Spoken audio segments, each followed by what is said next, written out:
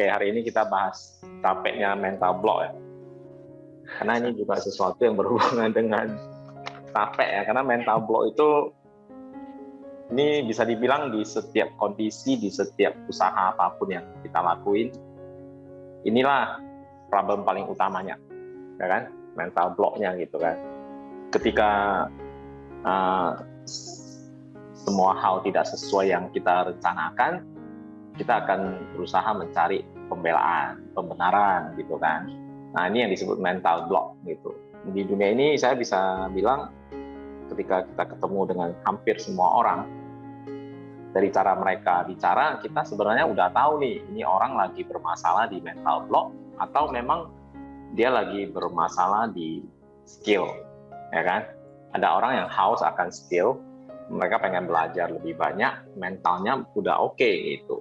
Ada orang yang mentalnya maksudnya mental blocknya udah kuat banget gitu, tapi dia merasa skillnya atau dia merasa faktor-faktor luar yang selalu menghambat mereka gitu. Padahal kita selalu percaya bahwasanya cobaan itu, ya kita selalu baca di medsos ya kan, Tuhan itu tidak pernah memberikan cobaan yang lebih berat untuk yang tidak bisa dilalui umatnya gitu. Oke, mental block itu apa gitu? Saya pengen bahas hari ini ya. Jadi menurut teman-teman sendiri, mental block itu sebenarnya sesuatu yang sudah sangat umum ya kita bahas ya bertahun-tahun itu aja. Ya, saya sudah ada di 6 tahun di asuransi gitu kan. Dan pasti selalu ada topik ini.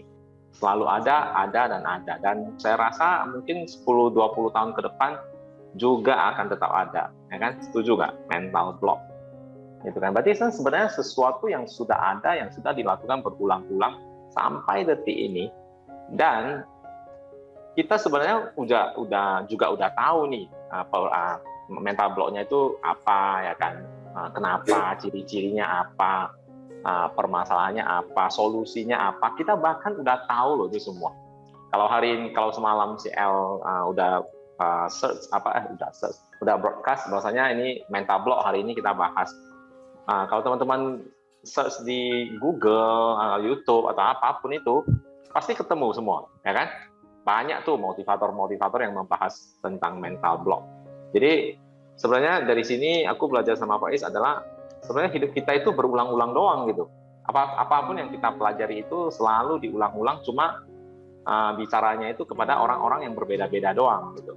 Saya bahas asuransi ya kan, itu juga yang saya pelajari ya. Mungkin dengan beriringnya berjalannya zaman ya kan, bertambahnya zamannya semakin maju, cara kita ngomong itu diubah aja sih, dimodif doang gitu, tapi ujung-ujungnya sama gitu. Dan ketika udah menemukan pola itu, cara kita ngomong nanti ke semua orang juga bakal kurang lebih sama gitu. Oke, jadi hari ini kita akan bahas lagi tentang mental block ya. Jadi sebelum saya bahas tentang mental block, aku pengen tahu dulu teman-teman definisi mental block yang sebenarnya untuk teman-teman. Apa sih itu? Yuk kita bahas yang lebih santai ya, setelah Imlek, suasana Imlek dan segala macamnya, kan pasti udah ada timbul rasa pengen istirahat lebih lama lagi nih biasanya. Ya kan? Kalau enggak nantilah bulan 2 lewat dulu ya kan, suasana ini nanti masuk lagi, ya kalau enggak bulan-bulan puasa nih udah mau masuk lagi gitu. Karena ini akan setiap bulan akan selalu ada rasa-rasa kita bilang males lah, rasa-rasa males, rasa-rasa pengen sih bergerak tapi nanti deh gitu, pengen sih ketemu orang tapi kondisi sekarang banyak tuh yang nggak mau ketemu kan, apalagi rasio kenaikan COVID udah makin besar, makin banyak gitu kan. Jadi apa sih gitu, jadi ini mental block semua ini benar-benar diuji ini hari ini. Maksudnya mental block tahun ini lah gitu. Kau bisa bilang ini adalah ujian yang paling oke sih untuk kita hadapi gitu. Dan jika kita berhasil melewati itu, harusnya di tahun-tahun berikutnya itu akan lebih gampang. Oke? Ada teman-teman yang pengen sharing tentang apa sih sebenarnya definisi mental block itu sendiri?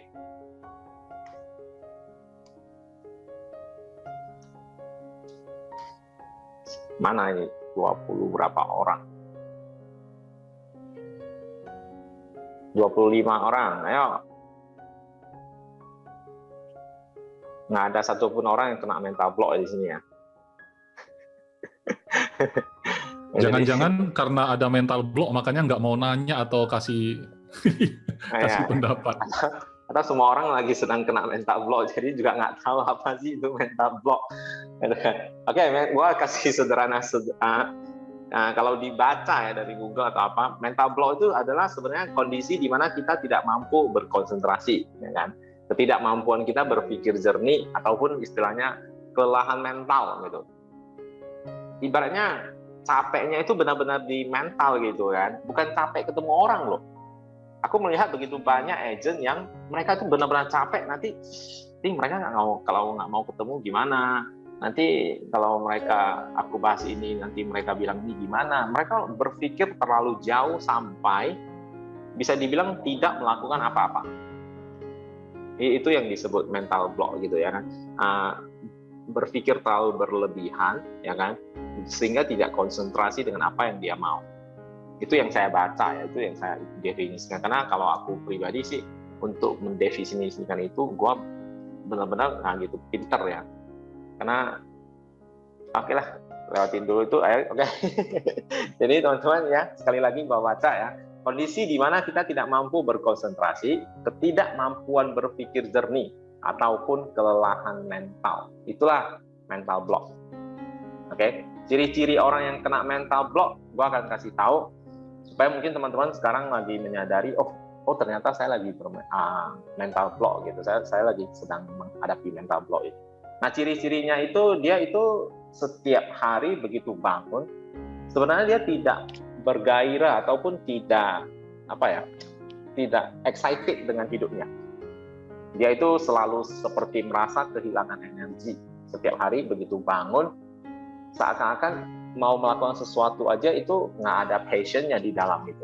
Bahkan ada orang yang bahkan memasak aja dia senang. Memasak aja dia senang. Kalau ini seperti kita seakan-akan saya tuh depresi, hampir seperti depresi juga gitu kan. Jadi dia kehilangan energi ya, tidak bergairah. Terus kedua, dia itu sensi gitu, sensi ataupun mudah tersinggung. Oke. Ini ciri-ciri orang kedua. Jadi istilahnya, misalnya nih, contoh sederhana, dia baca sesuatu, dia bisa merasa, oh ini singgung saya nih, ini singgung saya nih, kan? Padahal di broadcast itu untuk umum gitu, ya kan? Di broadcast itu kan untuk umum, ya. Tapi begitu dia baca di medsos, oh ini sindir saya nih, ini. Padahal nggak kenal sama sekali juga gitu. Tapi dia selalu merasa dia itu disindir, selalu merasa tersinggung, selalu sensitif untuk hal-hal beginian gitu. Jadi dia seperti mencari apa ya? Mencari ya kesalahan-kesalahan faktor luarnya lah gitu. Oke.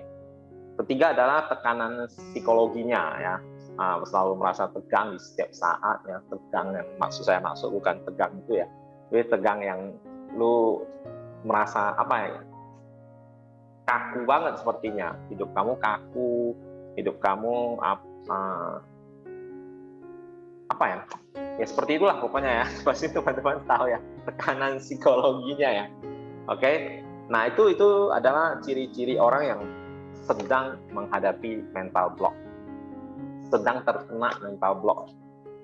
Oke. Jadi sehingga apa yang kita lakuin untuk hari-hari berikutnya atau apa yang sedang kita lakuin nanti untuk kedepannya itu selalu seperti tidak ada jalan. Selalu seperti merasa kok begitu saya mau start berjuang ada aja problemnya. Kok padahal 2020 yang lalu ya, 2019 sudah mau berakhir, 2020 baru mau start corona gitu, ya kan? Nah, nanti corona udah lewat, belum sampai saat ini belum, tapi nanti di 2021 ya kan, oke, sepertinya udah mulai new normal gitu kan. Mau lagi, ternyata naik lagi, ya kan, corona. Maksudnya lebih bahaya lagi, ya ketemu orang juga lebih sulit, ya kan, dan segala macamnya. Seperti itu, kita mau ada aja lah gitu. Teman-teman bisa merasa nggak? Ada aja problemnya ketika saya baru mau punya satu mindset baru, mau hidup baru, mau punya semangat baru, muncul lagi itu. Sedang menghadapinya nggak? Ya, pasti selalu ada orang berpikir seperti itu. Jadi di mana ketika dia mau memulai sesuatu, muncul rasa tidak percaya diri. Ya, dia karena dia belum pernah melakukannya, dia akan berpikir misalnya ini sulit sekali, dia tidak bisa gitu loh. Jadi melihat orang-orang yang di puncak, orang-orang yang lebih baik, orang-orang yang lebih sukses, dia merasa itu bukan dia. Dia tidak bisa begitu. Aku tidak bisa. Akhirnya orang-orang ini suka bicara. Aku tidak bisa jualan. Aku tidak pintar ngomong. Sesuatu yang subjektif. Jadi kalau terutama ya untuk kita semua dan teman-teman baru, ya kita berharap untuk mendengar sesuatu yang bagaimana mengantisipasi itu nanti. Ya, benar. Jadi ini aku kasih tahu mental block itu apa, ya kan, ciri-cirinya seperti apa, ya tentu harus ada solusinya. Sebenarnya kalau aku kasih tahu sekarang solusinya seperti apa, ya juga pasti sebenarnya udah pernah baca ataupun pernah dengar gitu, ya kan. Teman-teman pasti sedang menyadari itu. Ketika saya bahas ini, teman-teman sekarang menyadari itu yang menjadi menarik kan. Nah, oke, sekarang saya bahas, oke, itu ya benar juga ya. Nah, masalahnya adalah 2-3 hari dari sekarang, berarti Selasa nanti ya, Selasa ataupun Rabu, nanti hilang lagi itu, ya kan? Pasti hilang lagi itu. Ada yang mungkin berubah pelan-pelan, ada yang hilang nanti, pasti hilang gitu. Jadi kalau hilang, udah habis itu tidak ingat lagi, ya kan? Terus masuk lagi ke problem yang sama. Ini Pak Is pernah bilang kalau ada orang yang cari kamu terus ngobrol, tanya jawab minta pendapat, ya kan. Tapi kalau problemnya sama, itu udah namanya udah curhat. Itu udah jadi tempat curhat gitu, bukan lagi tempat menyelesaikan masalah gitu. Jadi harusnya ketika kita bahas, ketika kita meeting, ini mungkin adalah meeting ke 600 selama saya menjadi seorang agen asuransi. Ya, ini adalah meeting ke-600 ya kalau aku per tahun kan, aku itu kurang lebih 100 meeting, ya kan, setiap Senin Sabtu. Ini adalah meeting ke-600. Berarti orang Pak Is, Bu Tio, dan lain-lain itu adalah meeting yang ke 20-an tahun. Oh, udah ribuan, bayangin, udah ribuan loh. Dan yang apa yang mereka sharing itu adalah yang sama, yang seperti mental block, oke? Hal-hal yang objection, tentang handling objection, tentang ini dan itu segala macamnya itu. Bayangin, kita udah masuk ke izin ya, siap Pak Ansin. Kita aku udah sendiri, aku udah menghadap meeting ke 600-an ini, dan jujur, apakah ada rasa bosan? Jangankan 600, 200 aja udah bosan sebenarnya. Seakan-akan, ini pasti ngomongnya ini,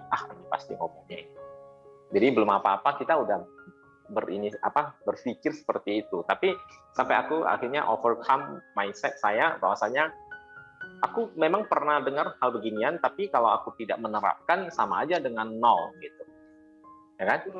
Aku tahu ini, tapi kalau aku tidak menerapkannya itu nol gitu. Jadi akhirnya aku butuh yang namanya ini, bagi saya ini adalah reminder ya, oke? Ketika kita bahas, oh iya benar juga ya, saya sedang menghadapi mental block.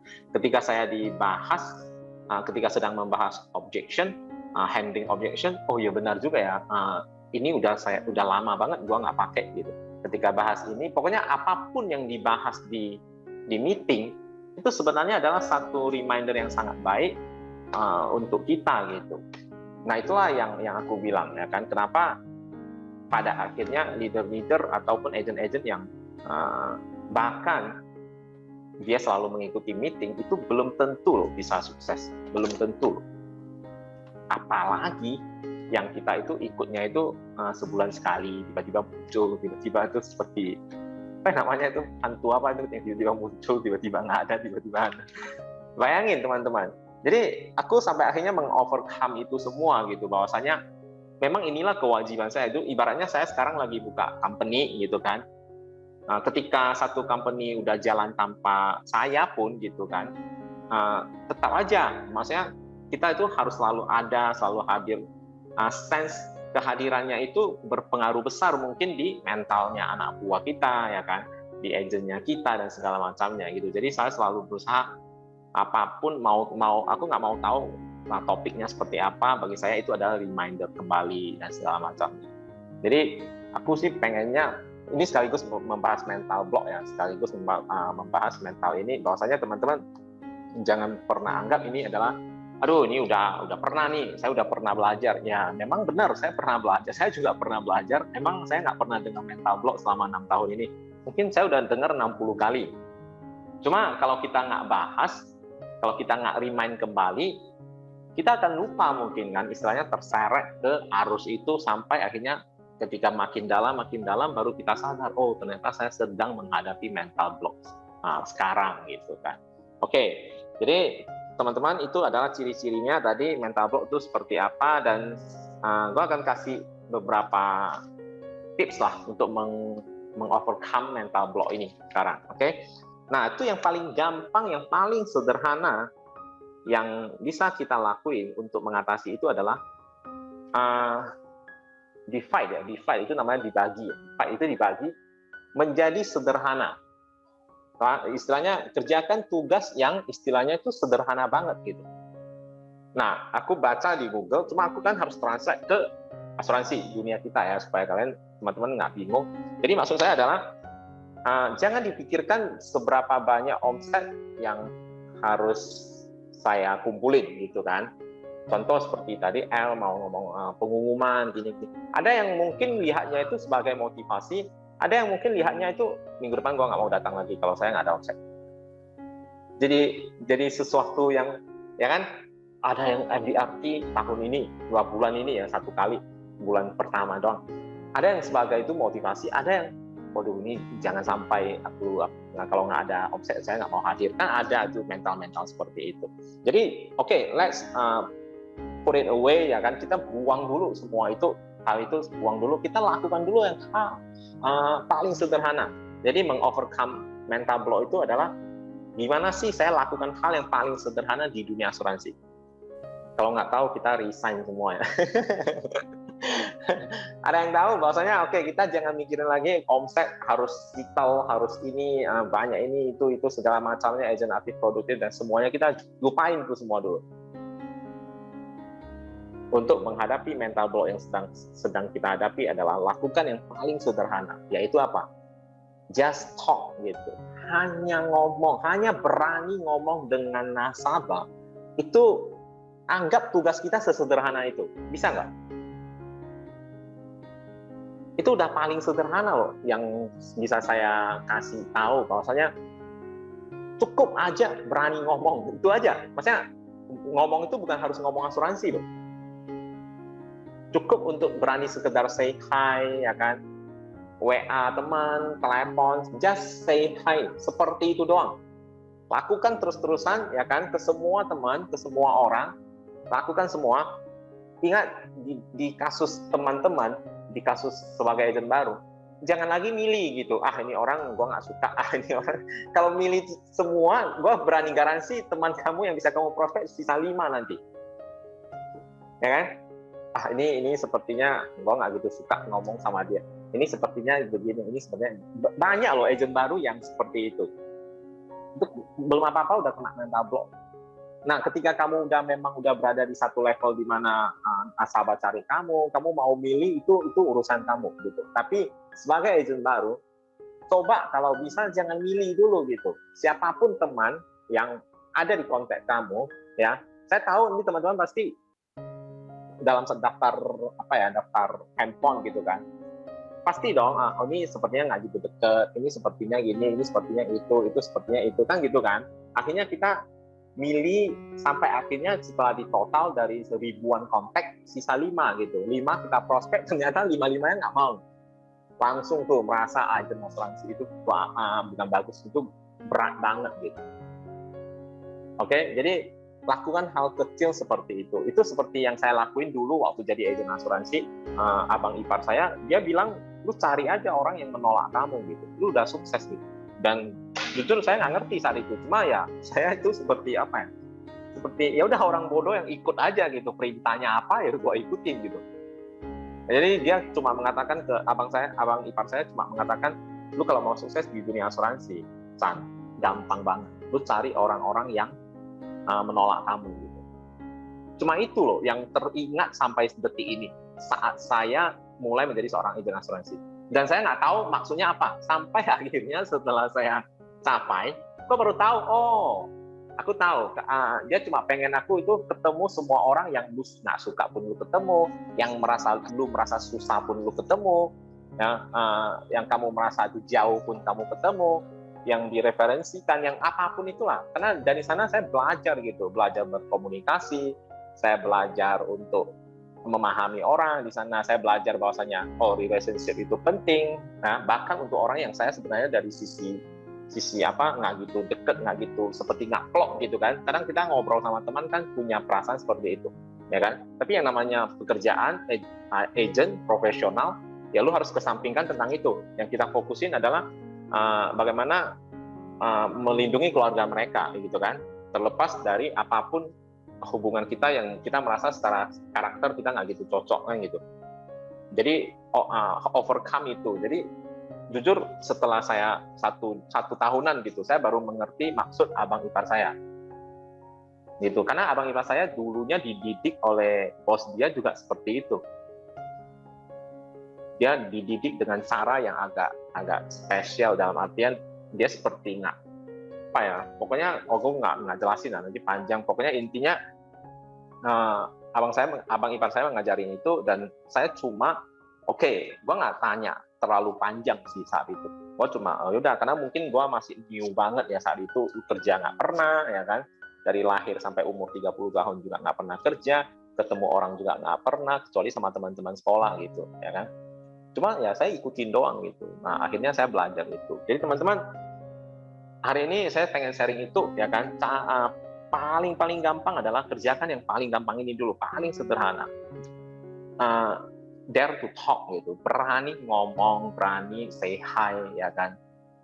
Even ini orang juga sebenarnya bukan teman dekat gitu.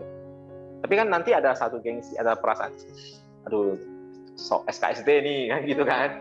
Nanti teman-teman mental blocknya itu, SKSD nih, nanti saya dikira kocan, kan, nanti saya dikira ini, nanti saya dikira itu, nanti saya dikira. Jadi maunya apa? Kan kita memang harus cari nasabah gitu kan. Ya kalau kita tidak jadi seorang agen asuransi, mungkin ketika kita mencari seseorang hanya untuk ngobrol, ya kan, mungkin kita jadi pede banget loh, ya kan, bisa jadi loh. Dan lepaskan status agent kamu, cobalah untuk bersosialisasi, ya kan. Kata Ciko, kita adalah makhluk sosial. Bukan kata Ciko aja sih, kata semua orang lah, kita makhluk sosial ya. Nah, jadi coba seperti lakukan hal sesederhana itu, dan saya berani garansi ke teman-teman ya, teman-teman pasti akan mengalami perubahan yang luar biasa dalam hidup Anda.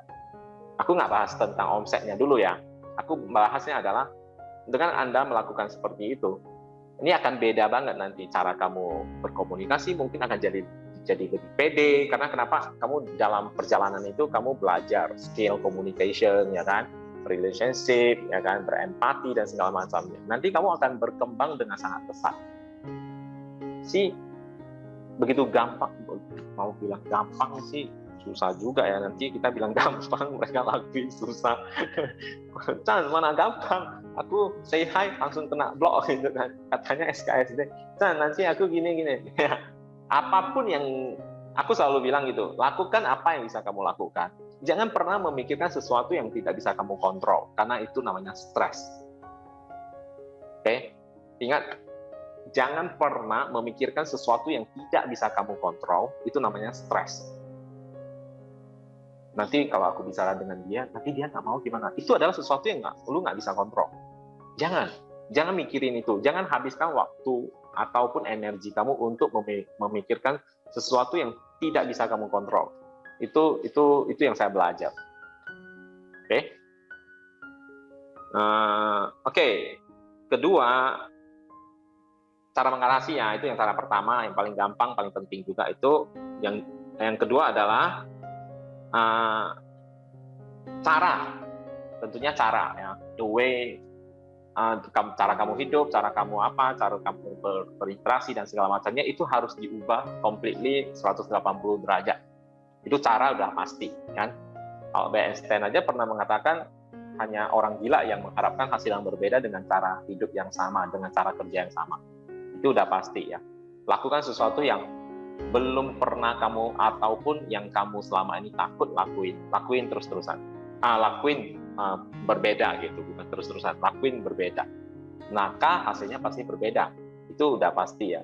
Mungkin aja hasilnya lebih worse, lebih buruk ya, mungkin hasil lebih baik. At least hasilnya berubah. Ya kan? Daripada hasilnya itu aja, lebih bagus hasilnya berubah ya kan.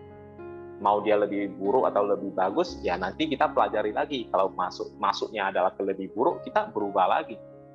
Masuknya ke lebih baik, kita terusin gitu kan. Nah, sesederhana itu sebenarnya. Oke, nomor 2 itu. Nomor 3 ini menurut saya paling penting juga, itu adalah berdiskusi dengan mentor, teman, ataupun leader yang kamu rasa dia punya kemampuan itu untuk menolong kamu dalam situasi ini. Ya, semua orang sukses itu pasti dulunya punya mentor, nggak mungkin nggak ada. Entahkah mentornya yang pernah dia ketemu secara langsung, ataupun mentor yang dia lihat di TV ataupun di YouTube, ya kan. Sekarang kan banyak kan, saya merasa dia itu seperti mentor saya, ya kan. Padahal dia juga bukan personal secara kita ngomong ke kita loh, dia cuma publish YouTube dan segala macamnya. Nah itu juga udah termasuk seperti mentor gitu, seseorang yang kamu rasa dia mampu membimbing kamu lebih bagus, lebih baik. Oke. Terus keempat ya, yang harus lo lakuin, atau 3 aja cukup lah, jangan terlalu banyak nanti pusing. Sebenarnya ini masih ada loh 4, 5, 6, 7 gitu. Tapi menurut saya itu 3 itu yang paling penting.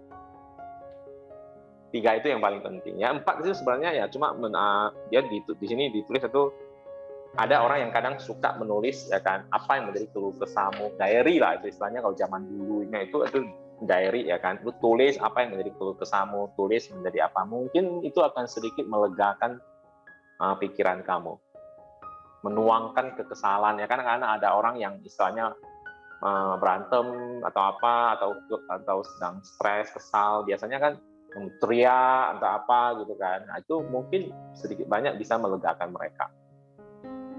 Oke, jadi itu aja sih sebenarnya yang pengen saya kasih tahu tentang mental block.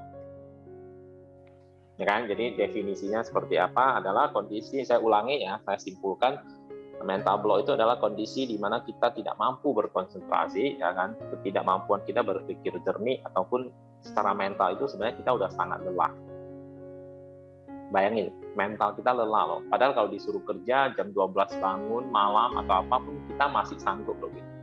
Selama ada hasilnya kan, kita pasti sanggup, kita pasti mau gitu. Oke. Ya ciri-ciri orang yang itu ya tidak bergairah, kehilangan energi, ya kan, sensitif, mudah tersinggung, ya kan, tekanan psikologinya gitu. Mengatasi mental block itu yang paling penting itu 1, kerjakan divide menjadi hal paling sederhana itu dulu. Oke, ini aja yang pengen saya sharing ke teman-teman. Moga-moga teman-teman bisa benar-benar kali ini tahu, maksudnya benar-benar meresapi lah ya. Setelah meresapi kita lakuin gitu. Kita lakukan perubahan ini, karena kalau enggak 3 hari dari meeting hari ini kita mungkin akan jadi lagi orang yang sama. Atau bisa jadi 3 hari dari ini akan terjadi perubahan yang sangat luar biasa untuk teman-teman. Nah, ini adalah sesuatu yang saya tidak bisa kontrol, ya kan? Saya tidak tahu teman-teman akan berubah menjadi seperti apa. Ini adalah sesuatu yang saya tidak bisa kontrol. Tapi apa yang bisa saya berikan hari ini, ya hari ini yang bisa saya lakuin gitu. Oke, terima kasih untuk teman-teman yang sudah stay di sini. Berapa orang? 24 ya. Kita mau naikkan ke 240, susah ya. Bisa. Bisa ya? Oke, kalau bisa kita mulai dari 24 orang ini dulu ya kan. Masing-masing ajak satu, jadi 48. Sebenarnya sederhana banget loh ya kan. Dari 24, masing-masing ajak satu, 48 jadi 96. 96 dia jadi 192. Nah, tapi kalau kita bilang, bisa nggak 500 orang dalam 2 bulan gitu kan. Kita berpikir, selama ini 24 orang doang gitu kan. Padahal kalau kita lakuin hal sesederhana, kita masuk lagi ke mental block tadi, ya kan? Udah, lakuin sederhana aja. Kita masing-masing cari satu orang. Yuk, dari 24 orang ini, kan udah jadi 48. Benar nggak? 48 ini kita minggu depan udah jadi 96 loh. Nggak sampai 2 bulan. Udah 500 lebih loh sebenarnya. Jika kita bergerak sebagai satu kesatuan. Ya kan? Secara hitung-hitungan sih sederhana banget gitu. Jadi kalau kita mikirin ke 500-nya itu rasanya sangat-sangat sulit. Jadi kalau kita divide menjadi sederhana, sepertinya sih gampang banget gitu. Ya kan? Chan hari ini suruh saya ngomong, ya kan, just say hi ke semua orang. Mungkin nanti habis ini kamu WA broadcast, hai semua hai. Ya nggak apa-apa gitu, daripada nggak lakuin apa-apa gitu kan. Loh, ada apa gitu? Enggak, just pengen menjadi makhluk sosial aja sih. Kan bisa aja ngomong seperti itu, ya kan? Enggak, hari ini pengen jadi makhluk sosial aja gitu. Just say hi doang gitu. Itu udah mungkin aja dari ratusan orang yang kamu broadcast say hi doang, itu mungkin 5 sangkut mungkin 10 sangkut. Benar nggak? Mungkin gitu ya kan? Ada effort yang kamu lakuin gitu. Jadi lakukan sesuatu yang tidak pernah kamu lakukan. Oke, itu jangan panjang lebar, nanti makin panjang. Oke, siap. Thank you ya untuk teman-teman yang masih mau dengar. Gimana? Ini tadi kan kenapa kita kan misalkan kita hari ini udah dengar, nanti hari Selasa itu rasanya udah lupa, Rabu udah lupa gitu kan. Kan bisa aja kan sebenarnya orang itu tidak menerima ya kan. Memang di awal itu nggak menerima, nggak menyadari kalau oh ya aku butuh ini kayak gitu kan. Atau bisa juga dia memang menerima di awal, tapi setelah itu yang kayak tadi kita bahas itu lupa, kayak dingin, udah menjadi dingin lagi gitu. Nah itu menurut Coach Chandra gimana kalau apa yang harus kita lakukan? Misalnya saya udah menerima nih, tetap hangat gitu loh, tetap panas gitu, jangan sampai dingin gitu. Ya, maksudnya jadi sekarang adalah kondisi di mana pas kebetulan hari ini broadcast-nya juga pas ya, adalah gua nggak tahu, gua lupa broadcast judulnya apa. Teman-teman ada baca nggak? Coba L.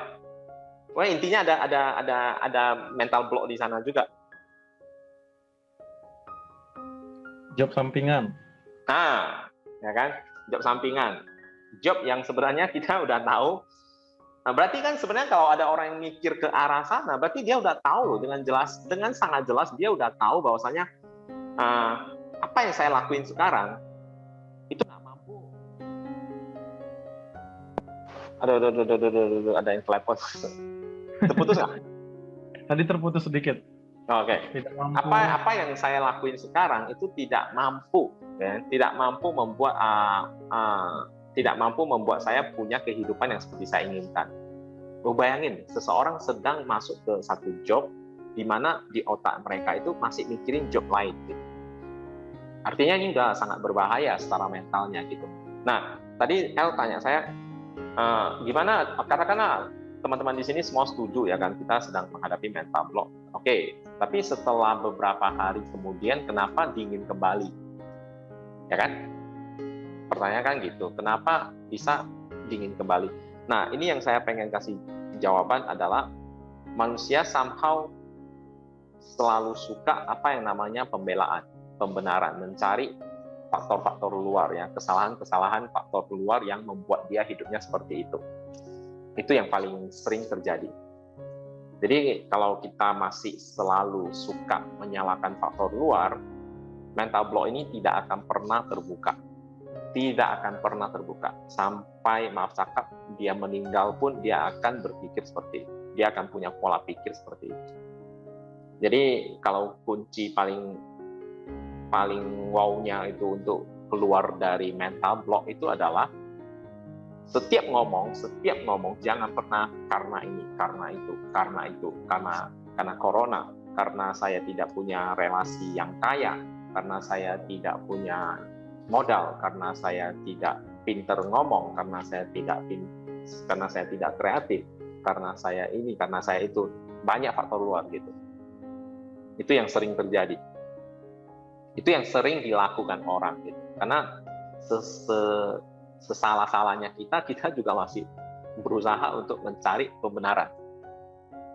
Kalau misalnya nih hari ini leader saya sebagai leader tanya agent saya, kenapa hari ini kamu sampai detik ini kamu nggak punya omset? Saya nggak pernah dengar ada agent yang berani bilang ya karena saya malas. Nggak. Karena COVID ya. Karena apa? Karena saya tidak punya relasi. Ya. Pasti seperti itu. Mana ada agent yang berani bilang saya itu ya, karena saya malas gitu, karena saya tidak fokus, karena saya memang tidak sepenuh hati menjalankan ini. Nah ini yang saya mulai berubah adalah saat 6 tahun lalu ya, ketika saya udah clear bahwasanya apapun yang terjadi di dalam hidup saya itu adalah sepenuhnya tanggung jawab hidup saya, tanggung jawab saya. Jadi saya tidak akan pernah lagi menyalahkan faktor luar. Karena dulu saya selalu berpikir kenapa? Karena saya juga dikelilingin oleh family, saudara-saudara yang kemampuan ekonominya sangat bagus gitu kan. Yang membuat saya berpikir, kenapa mereka begitu enak ya, punya itu, punya ini ya, dimodalin dan segala macamnya kan gitu kan. Nah, sedangkan saya tidak punya. Padahal saya sekarang umur 36. Padahal 20 tahun lalu itu terbalik. Saya yang punya, mereka yang nggak punya. Karena secara ekonomi dulu 20-an tahun lalu saya yang punya. Orang tua saya yang masih istilahnya secara ekonomi berkuasa. Mungkin 20 tahun yang lalu saudara-saudara saya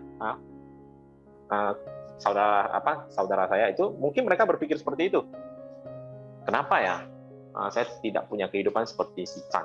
Mau apa aja ada, mau ini aja ada. Mungkin mereka berpikir seperti itu. Mungkin ya, gua nggak tahu saat itu. Nah, sampai akhirnya kejadian itu terbalik, ya kan, di mana saudara-saudara saya mulai mengalami peningkatan dalam hidup mereka, mulai sukses. Saya berpikir seperti itu. Bagusnya adalah saya mulai menerima itu. Bahwasanya dulu saya juga punya kesempatan itu, kenapa saya tidak gunakan, gitu kan? Nah, sekarang saya harus memulai dari nol. Ya udah, gitu. Saya accept the fact bahwasanya ya udah, saya harus memulai dari itu, gitu. Gua nggak mau mikirin lagi kenapa saya. Karena kalau kita mikirin itu, kita pasti nunggu, ya kan? Gua nggak tahu nunggu apa, gitu. Banyak orang menunggu sampai mereka itu mati, maksudnya. Nunggu terus, gitu. Nunggu punya modal, nunggu ini, nunggu punya omset baru aktif, nunggu ini segala macamnya, gitu kan. Nah, itu saya overcome mental block itu. Jadi kalau sekali mengovercome mental block itu sebenarnya kita udah sangat gampang untuk kita menjalani kehidupan apapun yang kita mau lalui gitu. Bukan hanya di asuransi ya, di faktor apapun, mau faktor keluarga, di masyarakat ya kan, di pertemanan dan segala macamnya gitu. Itu mempengaruhi semua. Oke. Satu pertanyaan panjang yang lingkarin.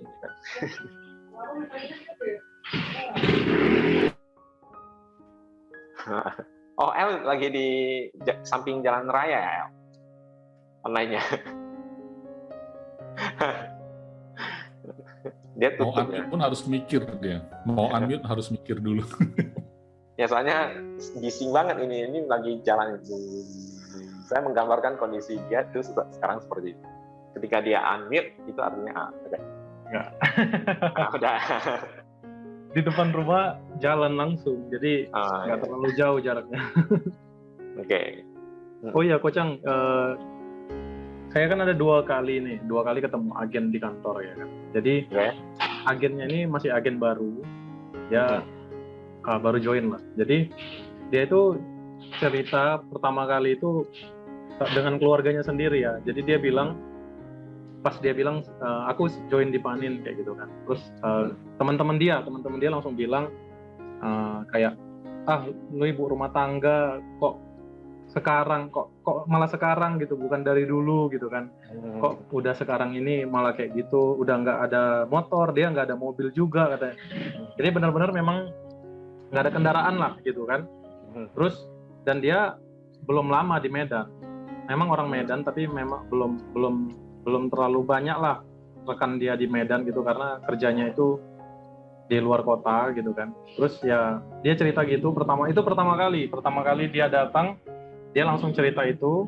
Terus kita kasihlah contoh, di tempat kita juga ada beberapa yang memang benar-benar ibu rumah tangga, bahkan usianya lebih dari dia gitu kan. Ada Ibu Tio, ada Ibu Nurni gitu kan, yang memang udah membuktikan kayak gitu.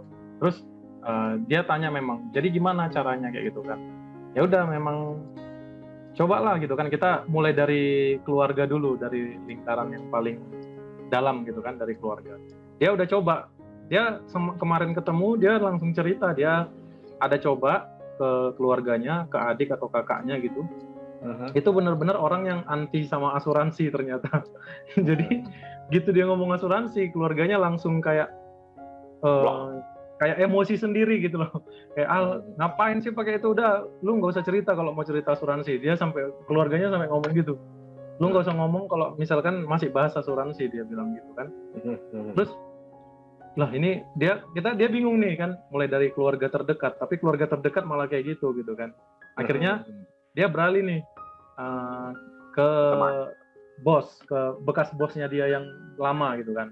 Jadi dia hubungin lagi, dia telepon.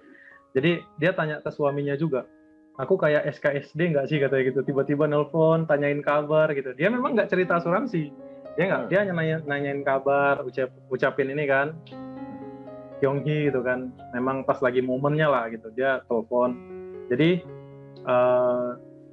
tiba-tiba si bosnya ini nanya, lu sekarang kerja apa katanya gitu. Oh aku guru katanya gitu, sekarang guru belajar online aja katanya gitu. Oh bagus lah katanya gitu kan. Terus telepon mereka selesai, dia lupa. Oh iya, aku kenapa nggak bilang aku agen asuransi ya katanya gitu. Terus dia hubungin lagi, dia telepon lagi akhirnya, karena dia ingat tadi kan. Dia telepon lagi, dia bilang, dia kasih tahu bosnya. Oh iya, aku lupa. Sekarang aku di asuransi juga katanya. Gitu. Jadi dia kayak apa ya? Aku lucunya itu tadinya kan udah selesai nih. Memang udah selesai sampai di situ kan, dia hanya tanyain kabar gitu kan. Dia bilang dia sekarang udah selesai, udah tutup telepon, dia lupa. Oh iya ya, aku kok nggak bilang aku agen asuransi. Dia telepon balik, dia telepon lagi. Oh iya, aku hanya lupa. Untuk bilang itu. Iya, dia hanya mau bilang.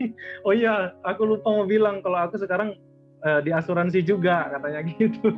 Jadi menurut aku bagus sih ya untuk dia tahap pertama berani kayak mengakui seperti itu. Bahkan dia udah terlewat loh itu, dia nelpon hanya mau bilang, oh ya aku lupa, hanya mau bilang kalau aku itu sekarang di asuransi juga katanya. Terus dia bilang, aku jadi modal jeruk lah katanya gitu, aku kirim jeruk pas Imlek. Tapi dia tetap tanya sama suaminya, itu, aku kelihatan kayak SKSD nggak? Dia pas ngasih jeruk pun dia bilang gitu, ini kelihatan kayak gini nggak sih gitu, maksudnya kayak pencitraan kali nggak, nanti ujung-ujungnya nawarin asuransi kayak gitu kan. Datang suaminya, memang suaminya dukung juga, dia bilang ya kamu lakuin aja apa yang menurut kamu baik ya lakuin katanya. Kan ngasih jeruk juga baik kan, bukan mencelakakan orang katanya gitu. Toh kamu juga nanya kabar, suaminya malah bilang gitu kan. Itu pengalaman dari agen baru kita juga. Tapi ya kalau aku boleh kasih saran sebagai, karena aku juga pernah jadi agent baru kan. Nah, untuk agent baru tadi, aku boleh kasih sarannya adalah sebelum prospek lebih banyak orang lagi, boleh nggak tolong lebih belajar lagi tentang asuransi itu seperti apa. Dalami dulu lebih dalam supaya tingkat kepedean si agent itu naik. Jadi ada agent yang saya berani aja sih ngomong, tapi begitu ngomong kan langsung nanti pasti dihajar habis-habisan lah ya kan, di objection gila-gilaan gitu. Terus dia bingung gitu langsung kan. Terus dia akan berpikir, kalau gitu saya harus cari siapa lagi. Bagus gitu. Cuma tanpa skill untuk mengcounter kembali, ya nanti tetap akan kena jalan buntu. Jadi itu kenapa saya butuh 3 bulan 10, 11, 12, saya belajar mati-matian sebelum saya masuk ke 2015 awal untuk prospek. Jadi 3 bulan itu saya benar-benar menambah skill knowledge saya tentang asuransi itu seperti apa. Jadi ini yang harus agent lakuin sebenarnya. Karena waktu nanti kita bahas asuransi kan tingkat kepedean kita kan lebih tinggi. Itu misalnya contoh kalau kamu menguasai ilmu masak ya kan, pas bahas masak-masakan kan kamu pasti otomatis merasa lebih pede dibanding dia. Ya nggak? Tingkat kepedean itu bisa kemakan gitu. Jadi kalau kita merasa lebih pede, kita pasti lebih gampang makan nasabah gitu. Bukan makan dalam arti apa, tapi lebih bisa lah meng-overcome dia gitu. Tapi kalau kita di skill masak kita merasa di bawah mereka gitu kan, kita pasti ngomongnya AIA gitu. Jadi lakuin aja yang tadi, cuma kalau bisa lebih giat lagi ya, lebih giat dalam artian belajar lagi lebih dalam tentang asuransi itu seperti apa, sampai akhirnya kita sebagai agent itu sendiri kita bisa merasa gue datang dengan niat sangat bagus kok gitu. Aku waktu masuk ke dunia asuransi saya udah tahu ini lu butuh banget gitu. Jadi bukan saya butuh kamu gitu. Saya butuh nasabah, tapi saya bukan butuh kamu gitu. Nasabah maksud saya ya kamu juga nasabah. Maksud saya tidak mengkondisikan bahwasanya saya harus closing kamu gitu. Wajib gitu, nggak harus sih. Tapi maksud saya semua orang butuh ini gitu. Saya punya istilahnya, lu bayangin ya teman-teman, kalau hari ini kamu adalah satu-satunya pemilik provider misalnya, ya, yang menyediakan kuota internet. Mantap nggak? Kamu bisa merasa, wah ini seperti dunia, semua orang butuh saya kan gitu kan. Kamu bisa dengan sangat pedenya menyarankan ini gitu kan. Atau katakanlah ada beberapa provider lain, tapi kamu merasa kecepatan kamu lebih bagus, kamu merasa kamu itu tidak buffering dan segala macamnya. Tentunya kamu akan lebih pede gitu. Nah, sama asuransi, teman-teman yang di awal-awal kenapa banyak orang banyak agen asuransi gagal itu karena produk knowledge mereka itu belum ditempa gitu. Belum ditempa ketemu nasabah langsung gitu. Harapannya apa? Dapat durian runtuh kan, masuk tiba-tiba masuk 100 juta kan gitu. Banyak orang berharap seperti itu. Pas money gitu kan, main saham sekarang. main apa gitu. Oke, jadi nggak bisa dalam bisnis asuransi, nggak bisa. Kamu harus benar, ya ada lah kadang kalau kamu punya, ya itu kalau kamu sebelumnya udah punya nama mungkin ya kan. Ada agent yang sebelum dia jadi agent dia udah punya nama. Jadi begitu dia nggak usah capek-capek belajar asuransi sebenarnya. Begitu ngomong segan masuk, begitu ngomong segan masuk gitu. Itu bisa, tapi itu juga tidak akan bertahan lama. Seberapa banyak orang yang bisa lu closing dengan gaya beginian? Kan yang bisa bertahan lama itu adalah sebenarnya secara faktanya adalah justru saya melihat leader-leader yang bertahan lama itu leader-leader yang bukan hanya mengandalkan dari sisi relasi, benar nggak? Tapi leader-leader yang memang secara pengetahuan dan knowledge tentang asuransi itu luar biasa banget, sehingga mereka diakui sebagai agent profesional, sebagai leader profesional. Bukan diakui sebagai orang yang punya relasi besar, enggak. Malah orang-orang seperti itu yang kalau hanya mengandalkan itu, biasanya sih 2-3 tahun lagi, 5 tahun lagi, udah nggak ada. Gitu. Jadi untuk agent tadi, saya nggak tahu apakah dia di sini atau enggak, saya berharap semua teman-teman ya, bukan hanya agent tadi, semua teman-teman itu benar-benar perdalam dulu arti asuransi bagi kita sendiri gitu, sehingga kita tuh lebih pede untuk prospeknya ke depan. Bisa kita katakan kalau mental agen yang tadi itu sebenarnya udah ada ya, Pak? Udah. Bagi saya udah dengan telepon kedua kali hanya untuk ngomong dia agen asuransi aja, bagi saya dia udah bermental bagus loh itu. Iya sih, memang dia memang masih belum terlalu memahami. Bermental bagus atau polos banget saya nggak masih. Tapi bagi saya ya setidaknya ada action kan dari dia. Jadi kita tahu kan, bisa menganalisanya itu. dia merasa mungkin kalau aku nggak sampaikan ini nanti aku mau buka omongan lagi kan susah kan. Nah. Kan kalau udah beberapa hari kemudian dia hanya ngomong aku agen loh kan, rasanya makin susah gitu. Ini kebetulan memang lagi ngobrol kan gitu kan, ya sekalian aja dia kasih clue dulu dikit di depan. Ya, kalau saran boleh itu satu ya, agent harus bermental bahwasanya nasabah butuh kamu. Kamu jangan merasa kamu butuh nasabah. Dengan pola pikir sederhana ini aja, itu mampu membuat kepercayaan diri kamu itu meningkat jauh pesat. Ingat, mereka butuh kamu, mereka butuh asuransi, kamu nggak butuh nasabah. Bukan spesifik ya, bahasanya saya butuh kamu nih gitu. Karena banyak agent yang saya lihat kalau ngomong sama nasabah seakan-akan seperti itu. Aduh, kok kalau kamu nggak masuk sama saya tahun ini ya kan, aduh saya mati lah, karir saya habis gini. Jadi seakan-akan nasabah itu yang bertanggung jawab atas karir kamu, hidup kamu gitu. Jangan pernah ngomong hal-hal beginian lah gitu.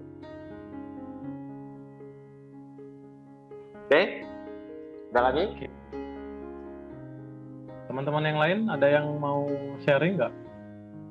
Ya, tentang mental block.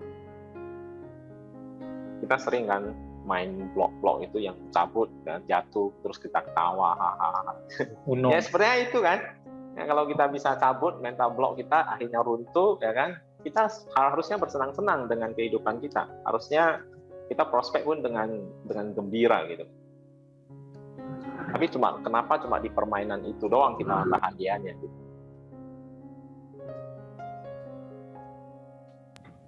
Atau teman-teman ada yang mau meluapkan emosi kayak tadi kan dengan teriak gitu ya. Ini dengan bercerita di sini mungkin emosinya bisa selesai ya. Ini ada wajah-wajah pantai kayaknya ini ya. Yang agak gelap di sekitaran sini. Ada ke Cibolga ya. Ya, ada Pak Is, Pak Heri, Pak Ciko, ini mengkilap dia ini. Sinar mataharinya masih masih berasa sampai ke sini. Padahal sudah beli sunblock mahal ya. Hitam juga kena bohong nih. Harusnya pakai facial betul. Kita kan lagi bahas mental block kan, bukan bahas sunblock.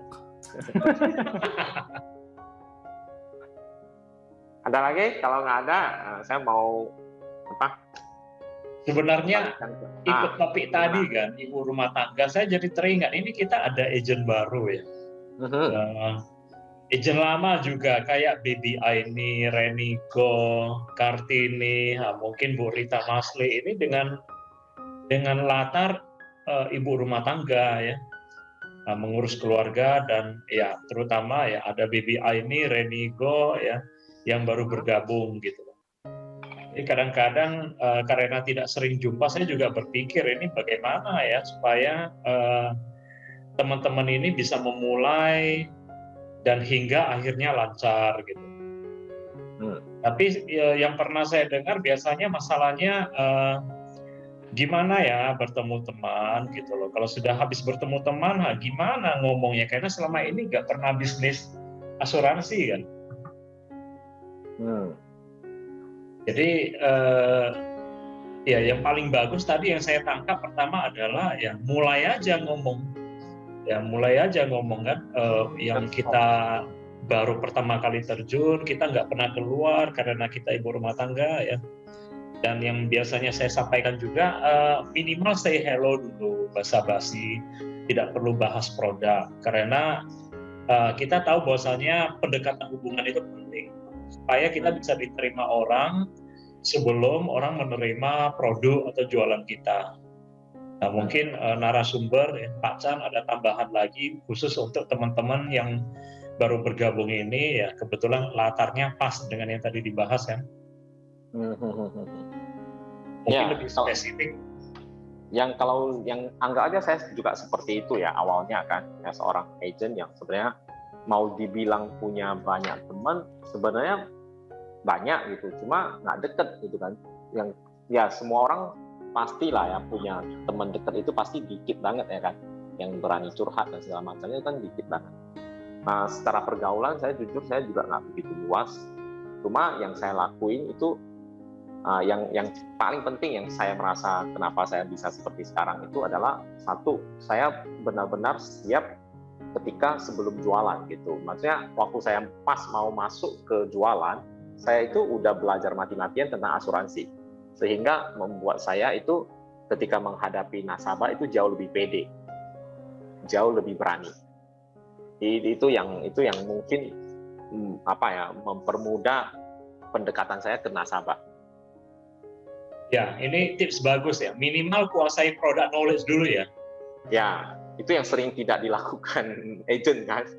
Ya, karena kemarin saya dengar pengalaman Renigo ya. Ya ini Renigo nggak bersuara ya, tapi entah dia dengar atau enggak. Ya, karena ada nasabah yang bertanya dan beliau tidak bisa menjawab cukup jelas gitu. Jadi akhirnya nasabah ragu. Ini bagi saya, wah sayang sekali ya kesempatannya lewat gitu. Hanya karena kurang bisa menjelaskan, akhirnya pasti trust itu hilang. Karena berani orang bertanya kalau kita nggak paham ya. Ya. Jadi kalau aku pribadi, waktu aku gabung di 2014 November. Aku masih ingat 2014 November, saya ketemu Pak Is juga di bulan-bulan itulah ya, bulan 10, bulan 11. Begitu saya memutuskan join di asuransi, dalam 2 bulan, 3 bulan itu saya udah mati-matian belajar apa itu asuransi, apa itu akuisisi. Saya bisa bilang aku itu agent yang paling detail hal-hal beginian, ya kan? Saya menghitung tuh semua akuisisi ini kenapa harus begini, kenapa harus begitu. Saya pengen cari tahu akuisisi itu fungsinya apa sih gitu. Terus ya hasil-hasil selama investasi itu gimana sih dan segala macamnya. Jadi aku cari tahu banget semua hal tentang itu, sehingga ini membuat kepercayaan diri saya meningkat gitu. Jadi ketika ada orang yang menjelaskan atau ada pun nasabah yang mengobjection saya, asuransi di investasi begini bla bla bla kan buktinya begini kan gitu kan. Saya dengan PD-nya saya bisa jelasin gitu. Pak, kalau kamu bahas dari 5 tahun sekarang ini ya mungkin kamu merasa investasi di sini ya pasti tidak begitu bagus gitu kan. Tapi kalau kamu tarik jangka panjang dari tahun 2000 yang harganya 1.000 sekarang 14.000, itu udah mengalami 14 kali kenaikan loh. Ya kan? Jadi dengan kita bisa sekedar kasih informasi itu aja, nasabah udah merasa benar juga ya gitu kan. Ya namanya investasi jangka panjang kan kita harus tarik panjang gitu, bukan hanya lihat tahun ini. Bayangin kalau tahun itu 2015 langsung naik 50%, apakah kita mau beli? Kan belum tentu juga gitu. Jadi itu hanya sekedar argumen-argumen yang mungkin nasabah pengen tahu kemampuan kamu menjawab mereka itu seperti apa. Dan kebetulan saya adalah agent yang detail banget tentang itu.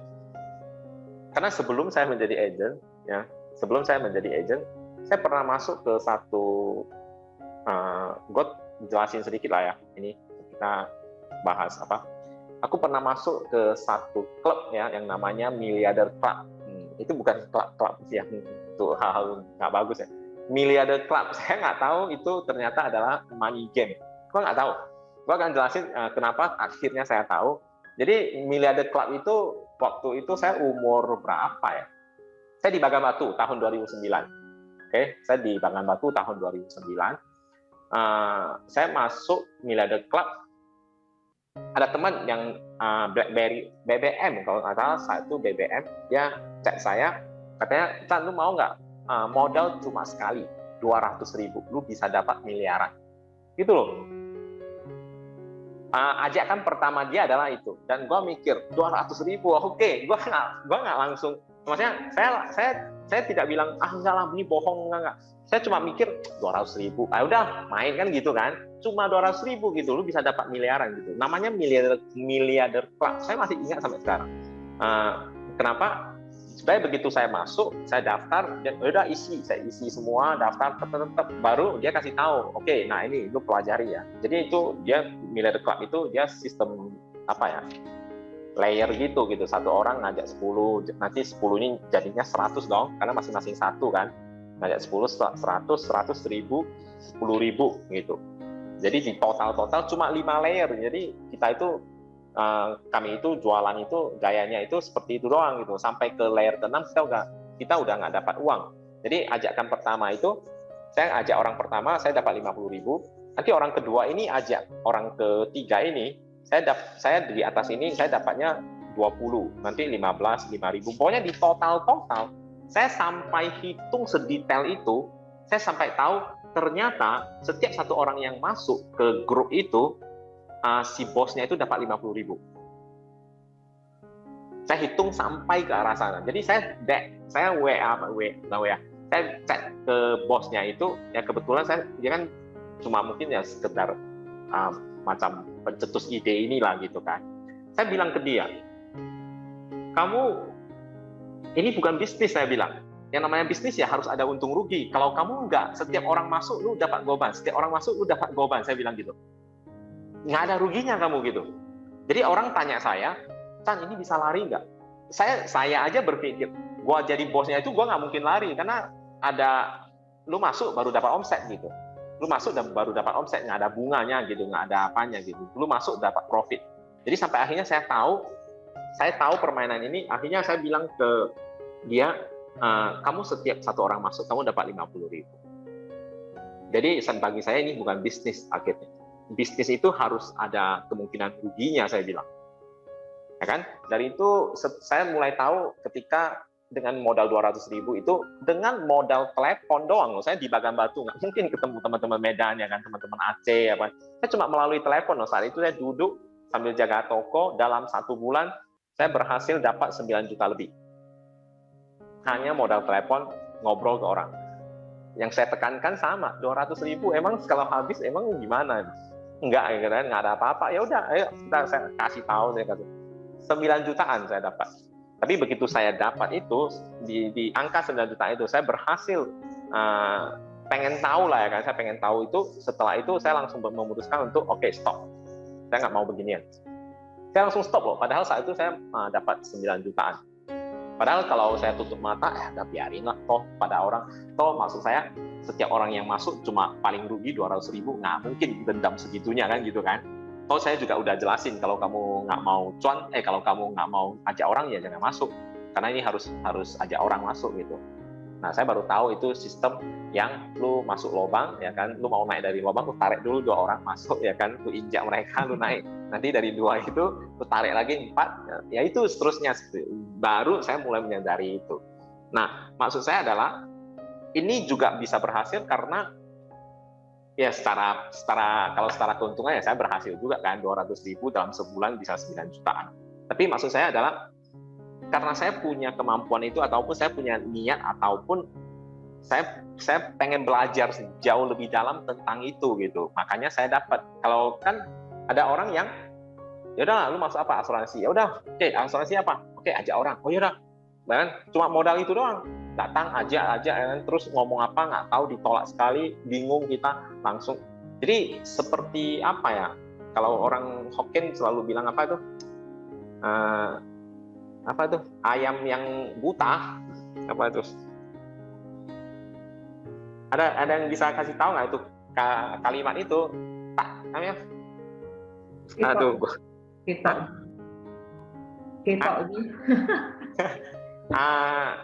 ceme apalah gitulah, yang seperti buta ya kan, terus tiba-tiba lu dapat gitu. Nanti gua mikir itu. Ceme ketok tang. Oh ya, seperti itu ya. Ceme ketok tang gitu ya kan. Dapat rezeki nomplok gitu dengan ketidaktahuan kita apa-apa gitu. Jadi saya berharap ya agent harus punya kemampuan itu dulu gitu. Gua masuk ke asuransi, saya harus belajar dulu mati-matian untuk mengenal semua ya, apa itu unit link, apa itu akuisisi, apa itu biaya asuransi, kenapa duit orang makin lama makin kurang, ya karena biaya asuransi makin lama makin naik, ya kan? Hal-hal seperti itu kelihatannya sederhana banget sebenarnya, sangat sederhana, tetapi itu sangat penting. Nah, tapi ada juga satu cerita yang dari teman dari teman Batam, saking dia taunya tentang ini, dia jadi nggak berani ngajak orang. Ada, tapi kebetulan dia sekarang udah lumayan juga ya meng-overcome mental itu. Dia ngomong ke saya, teman-teman Batam kan sering ngobrol lah gitu kan. Jadi dia saking pinter hitungnya itu, dia merasa banyak banget biayanya. Kalau 10 tahun nggak kenapa-kenapa udah habis puluhan sampai ratusan juta juga loh nih. Kalau 10 tahun nggak kenapa-kenapa, itu uang saya tabung, dia jadi berpikir sebagai apa ya? Sebagai nasabah jadinya. Ya, karena dia terlalu pinter hitung itu, dia jadi nggak gitu berani ngajak orang untuk berasuransi kesehatan. Lihat, begitu menakutkannya pemikiran kita gitu, ya kan? Jadi ada baiknya juga, bukan hanya kalau kata Pak Heri ya, lu dayung juga bukan cuma ke kiri kan, kalau ke kiri ya lu muter gitu nanti, ya kan? Belajar sambil praktek, sambil belajar sambil praktek gitu. Oke.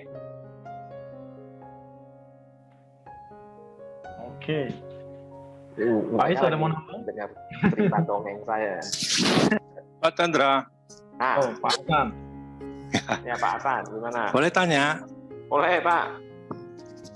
Tadi teringatnya Bapak kan cerita soal hitung-hitungan itu. Kita di asuransi ini kan terkenal adanya istilah unit link. Nah, dan dari sepengetahuan saya, kalau unit link ini itu merupakan hasil investasi dari uang dari selain premi yang kita top up, itu bisa diinvestasikan sehingga pada suatu saat nanti terbentuk suatu nilai tunai. Benar. Nah, kebanyakan orang kan salah sangka kalau nilai tunainya pada saat sudah sampai suatu saat tertentu terbentuk suatu dana yang bisa dipakai lah, umpamanya untuk keperluan dia waktu sakit atau yang lain. Tapi nyatanya kan hal itu tidak selamanya seperti yang diharapkan. Nah, jadi yang di sini yang perlu saya tanyakan, nilai tunai dari hasil investasi unit link itu sebenarnya kan hanya dibentuk dengan dasar apakah benar apa tidak, ini ya pemikiran saya itu.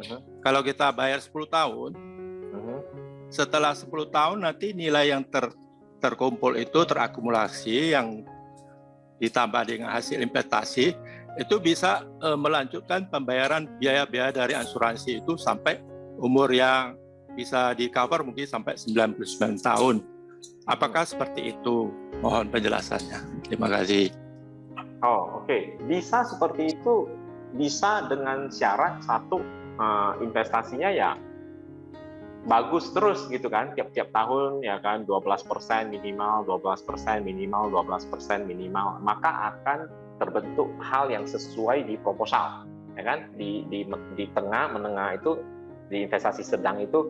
Nah, kalau memang kita preminya lumayan, maka akan terbentuk sampai 99 tahun, ya kan, nggak perlu bayar, malah akan sisa gitu. Kalau enggak, ada miss sekali atau 2-3 kali, maka itu akan totally akan berubah terus gitu. Jadi kalau tanya saya, bisa nggak bisa, tapi sulit nggak sulit gitu, karena tidak ada instrumen investasi yang tiap-tiap tahun tuh naiknya rata 12%, 18% ya kan, ataupun 6%. Kadang 1 tahun, 2 tahun. Contoh 2015 sampai ke 2021 ini aja bisa dibilang investasi malah tidak mengalami kenaikan. Ya kan? Waktu saya masuk, saya masih ingat Panin unit link-nya itu, equity fund-nya itu 15.000 kalau nggak salah, 14 ribuan lah. Sekarang kan jadi sisa 12 ribuan, berarti artinya malah turun gitu kan. Tapi kalau ada orang yang mulai masuk asuransi di tahun lalu dan ketika itu harganya 8 ribuan, maka dia dapat untung, ya kan? Pas nih momen dia masuk itu di sempat sisa 8 ribuan kalau nggak salah. Ya kan? Nah, sekarang udah di 12.000 gitu, 11 ribuan, 12 ribuan. Maka dia udah mengalami kenaikan sekitar 40-an% loh. Dia dapat gitu. Jadi, nah, kita cuma hanya perlu kemampuan itu menjelaskan ya. Tapi yang harus kita lakukan adalah kita bukan memfokuskan di sananya gitu. Yang kita kasih tahu ke nasabah, yang kita prospek ke nasabah itu adalah investasi itu hanyalah tahun 2008 harga unit link 8 ribuan. Tahun 2008 yang aku masuk tahun 2015 saat itu 14 kalau nggak salah. Tapi yang aku maksud adalah kita hanya perlu menguasai itu untuk menjelaskan kondisinya, ya kan? Menjelaskan kondisinya, bukan memfokuskan bahwasanya ini loh Pak nanti ini. Jadi kan pembahasannya udah beda. Kalau hanya untuk sekedar mencari tahu informasi, kita bisa jelasin gitu. Tapi yang saya mau adalah semua agent rata-rata itu fokusnya adalah di perlindungan. Namanya juga udah asuransi. Namanya juga udah asuransi. Asuransi. Nah. Ada. Oke. Nah, ada masuk langsung buyar tuh. Fokusnya aja kita di asuransi kesehatan loh, asuransi jiwa loh gitu. Nah, kalau misalnya ada nasabah yang masih menitik beratkan itu, maka kita yang harus mengubah perspektif mereka gitu. Ini semalam aku ada closing satu case UP Jiwa ya. Lucunya adalah dia bilang dia pengen yang seperti asuransi squeeze, yang sistem dana yang sistem tradisional. Aku nggak bilang squeeze itu nggak bagus ya. Ini pas kalau teman-teman squeeze ini kan soalnya kan di YouTube mana tahu nonton. Ada satu produk itu tradisional, ya kan? Saya masuk berapa tahun ya? Misalnya saya masuk 5 tahun, kan itu yang paling digencar-gencarkan kan? Yang ajak masuk 5 tahun nanti ada nilai tunai yang terbentuk, ya kan? Jadi sebenarnya yang dititik beratkan itu adalah pengembalian nilai tunai itu. Yang gua masuk 500 juta, nanti di tahun ke-8 uangnya akan jadi 600 juta, 700 juta misalnya, kan gitu kan. Ada dapat perlindungan UP sekaligus uang kita nggak hangus. Nah, untuk orang ataupun nasabah, mereka itu pasti lebih tertarik hal-hal beginian karena mereka merasa ini udah 100% untung, kan gitu kan. At least uang saya ada, mereka membandingkan dengan bank gitu kan. Bank masuk 500 juta ya 500 juta gitu. Nah, dia ngotot mau itu gitu. Saya bilang kalau lu mau, lu tarik lagi lah, sepis ngapain cari saya, gitu kan? Emang kamu nggak ada? Ada pun saya nggak mau, saya bilang. Ada pun saya nggak mau gitu, karena kamu masuk bukan fokus di asuransi jiwa kamu. Bentar, lupa tas nih, sisa 2% mati kok. Kamu masuk bukan fokus di asuransi jiwa gitu. Dari cara kamu ngomong aja, kamu udah fokus di pengembalian gitu. Padahal ini nasabah ada loh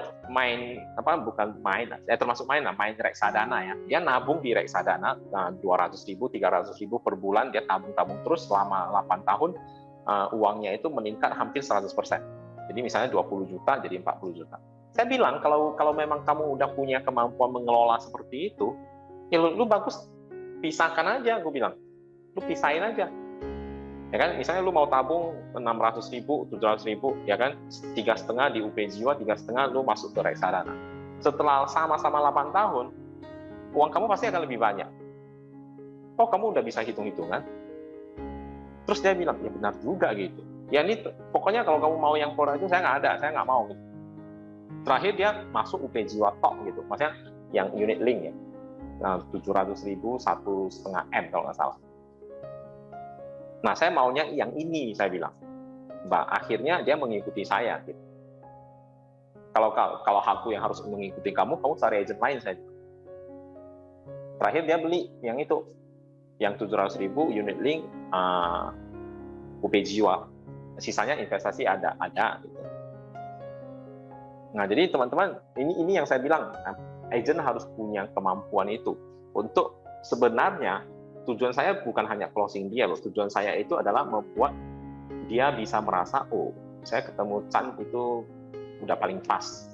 Nanti ke depan saya mau apapun tentang asuransi, ya saya juga berani referensi dan lain-lain. Mereka pasti lebih pede juga untuk mereferensikan saya gitu, ke teman-temannya, ke saudara-saudara mereka gitu. Itu yang saya mau. Bukan hanya sekedar closing. Kalau sekedar closing mungkin ya udah, aduh mau apa? Gak oke aja kan gitu kan, maka selesai. Terima kasih. Thank you ya teman-teman yang sudah mau dengerin sharing saya hari ini. Thank you. Thank you Pak Chandra. Oke, terima kasih Coach Chandra sharingnya hari ini luar biasa ya teman-teman. Semoga teman-teman walaupun ngobrol santai tapi tetap ada catatan atau ada yang didapat hari ini. Para leader ada yang mau tambah? Langsung saja. Boleh El, saya tambah ya. Oke. Saya sangat khawatir kita beberapa yang hadir hari ini, saya khawatir ada bisa melupakan gitu apa yang Chan sudah sharing. Biar saya membantu supaya kita gampang ingatnya juga ya teman-teman. Kalau menurut pengamatan saya dari awal sampai akhir, Chandra sudah memberikan penjelasan yang sangat lengkap teman-teman. Oke, saya buatkan seperti dua sisi mata uang. Teman-teman bayangkan koin ya. Chandra tadi menjelaskan yang soal mental dari awal itu sangat penting. Tapi juga ada contoh orang yang mentalnya sudah lumayan kata Chandra, tapi dia belum dipoles dari sisi skill ya. Jadi apa yang saya ingin sampaikan adalah ya karena ini slide-nya sambil saya bikin ya teman-teman. Mohon maaf ya kalau nggak sempurna. Kalau nggak sempurna mohon maaf, tapi saya coba share. Saya coba share di sini. Anggap saja ini dua sisi mata uang ya, koin. Katakanlah sisi depan atau belakang salah satu terserahlah yang disebut mental. Jadi kalau dibilang kita punya mental itu 50% sudah di tangan sebenarnya kerjaan kita. Kita sudah di atas rata-rata gitu loh.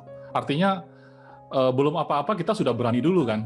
Jadi kan artinya nggak ada yang masalah lagi dalam hal mental. Berarti sisanya adalah bagaimana cara kita bicara.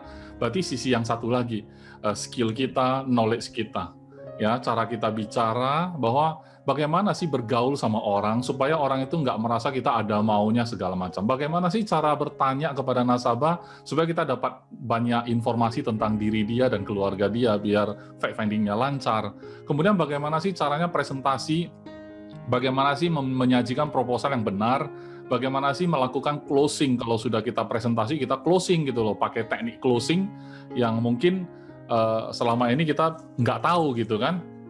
Itu kita dapat dari mana? Kita dapat dari training teman-teman. Produk, cara kerja asuransi. Chandra bilang dia urusin sisi satu ini, skill knowledge ini 2-3 bulan pertama waktu dia join. Dia belajar ini habis-habisan. Nah, mungkin kalau yang saya amati dari sisi mental, Chandra nggak ada masalah dari awal pun. Jadi dari sisi mental itu 100% tidak masalah. Sisi skill dan knowledge itu dia belajar. Itu tidak akan jadi masalah teman-teman. Mengapa? Karena asuransi itu sesuatu yang bisa dipelajari. Nah pertanyaan saya, apakah mental yang sudah bagus ini bisa kemudian bermasalah kembali? Bisa saja. Ya, walaupun saya sudah mentalnya bagus, kemudian saya sudah ngerti asuransi, tapi bisa juga 1-2 hari saya mengalami masalah di dalam keluarga saya, misalnya saya nggak punya semangat gitu, karena lagi berantem misalnya di rumah. Ya itu mental juga, ya teman-teman ya. Nah jadi, oke, walaupun saya cuma menjelaskan kayak gitu, saya mau kembali mengingatkan kita kepada presentasi Chandra lagi. Presentasi Pak Chandra di awal itu bicara soal mental block ya teman-teman. Saya tampilkan tuh berpikir jernih ya, kalau mental block itu kayak gitu. Padahal sesuatu itu oke, jadi tidak mampu berkonsentrasi dan juga tidak mampu berpikir jernih. Kondisi apa yang membuat kita kayak gitu? Saya nggak tahu ya secara persis apa yang buat kita itu tidak mampu berkonsentrasi, apa yang membuat kita tidak mampu berpikir jernih. Apakah mental Anda sedang lelah gitu ya? Nah, jadi saya teringat satu kata yang sering kali kita sharing, ini pengulangan kayak Pak Chandra bilang. Ini pengulangan ya, kalau bicara mental block, saya akan selalu bicara soal satu singkatan, fear. Takut ya, fear itu takut. Pak Ciko ada di sini kan, Pak Ciko? Ada, bantu saya ya Pak Ciko ya, ini bahasa Inggris. Fear itu false evidence appear real. Bisa dibantu itu artinya apa? false evidence appear real, saya secara sederhana artinya suatu objek yang tampaknya nyata, tapi bukan. Jadi sebenarnya itu bukti yang salah, tapi seolah-olah nyata gitu ya. Evidence itu bukti kan? Boleh.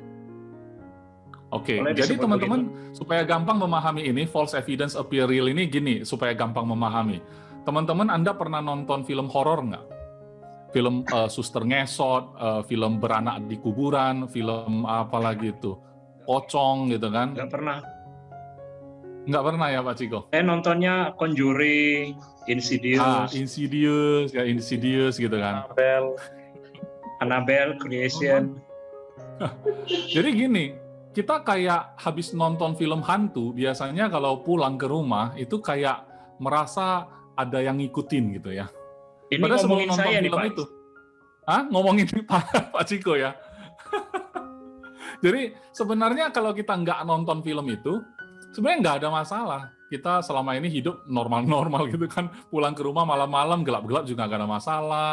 Kalau malam-malam sesak pipis juga keluar aja ke toilet sendirian juga mati lampu, nggak ada lampu juga nggak apa-apa. Udah hafal kok gitu kan. Tapi karena berhubung barusan nonton film hantu, biasanya ada rasa takut. Jadi rasa takut itu adalah bukti yang palsu, tapi kelihatan nyata, munculnya kayak nyata gitu ya. Nah, itulah yang menyerang mental kita, teman-teman. Itulah yang membuat kita itu kadang-kadang juga banyak asumsi, sehingga kita itu akhirnya mengurungkan niat, ya, tidak bisa lagi berpikir jernih, ya. Pak Ciko pernah bilang dia habis nonton Insidious. Tiba-tiba di dalam kamar mandi seolah-olah ada bayangan, di dalam kamar mandi seolah-olah ada orang lewat gitu kan. Sebenarnya itu semua palsu, tapi karena berhubung barusan nonton film hantu, ya kayak gitulah kira-kira. Teman-teman masuk ke dunia asuransi itu mungkin Anda terlalu banyak dengar informasi mungkin ya. Mungkin dengar kayak nonton film hantu juga gitu. Waduh, ini saya harus cut ini supaya nggak di YouTube ya.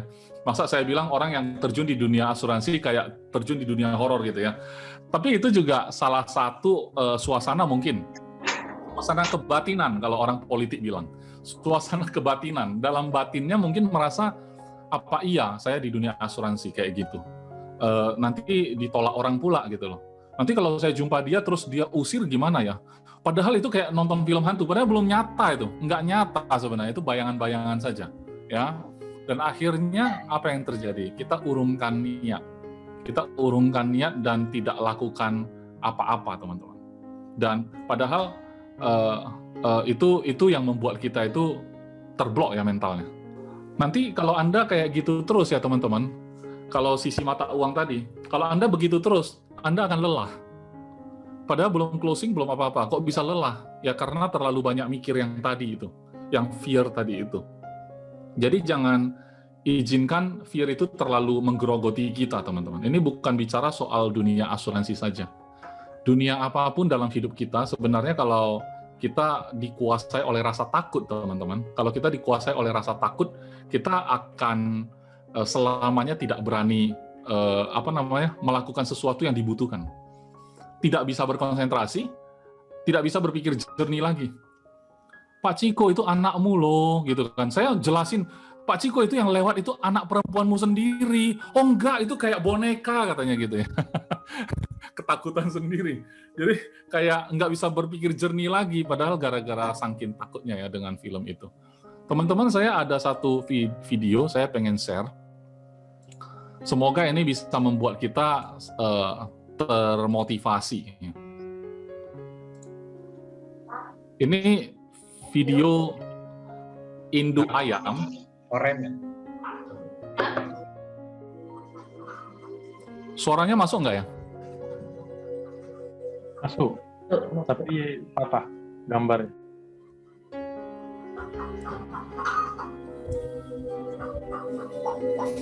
Saya bukan suruh subscribe Paijo TV ya. Fokus saja sama ayamnya. Jadi ini induk ayam lagi jagain anaknya ya teman-teman. Nah tuh, ada elang datang.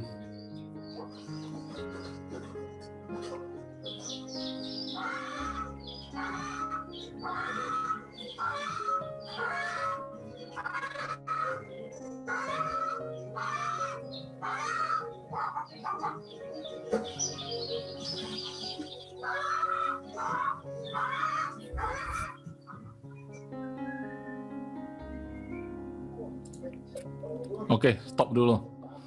Itu nanti kalau diterusin teman-teman, kata orang itu elangnya itu yang kabur akhirnya. Saya kaget lihat induk ayamnya itu cara dia memprotek anak-anaknya gitu kan, melebihi ayam jago, melebihi ayam jantan gitu. Kenapa? Karena dia mencintai anaknya gitu kan. Dia nggak mau anaknya itu tersakiti oleh elang. Jadi walaupun dia tahu kodratnya itu elang pasti kalah, pasti menang kalau lawan ayam. Tapi karena cintanya lebih besar gitu kan kepada anaknya, ya dia rela menggadaikan nyawanya gitu loh. Namanya orang kalau sudah menggadaikan nyawa teman-teman, itu biasanya potensinya keluar semua. Saya sih belum pernah melihat ya ada agen asuransi yang sampai gadai nyawa cara dia prospek gitu. Tapi kalau sampai ada, saya ngeri banget ya. Artinya secara mental itu udah nggak jadi masalah lagi. Maksud saya, coba milikilah alasan kita untuk kita berani mati-matian. Mengalahkan ketakutan itu nggak bisa. Dulu saya pernah bilang, mengalahkan ketakutan pakai ketakutan yang lebih besar. Tapi ketakutan yang lebih besar lagi datang gimana lagi? Masa kita buat lagi ketakutan yang jauh lebih besar? Kan itu menolong ya, tapi nggak maksimal lah, nggak permanen gitu.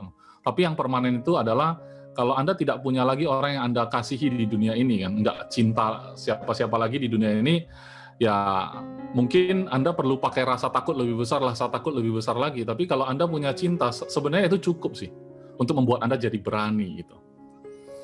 Jadi saya harap induk ayam tadi itu bisa memotivasi kita. Induk ayam itu berbicara tentang diri kita, anak ayam itu bicara tentang impian-impian kita. Kalau misalkan kita bilang tadi, awal tahun kita mau capai ini 2021, yaitu ibaratnya anak ayam kita.